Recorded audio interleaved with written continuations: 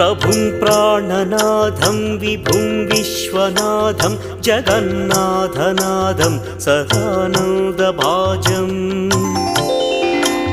भवद्भव्यभूतेश्वरं भूतनाथं शिवं शङ्करं शम्भुमीशानमीडे गळेरुण्डमालं तनौ सर्पजालं महाकालकालं गणेशादिपालम् जटाजूटगङ्गोत्तरं दैर्विशिष्यं शिवं शङ्करं शम्भुमीशानमीडे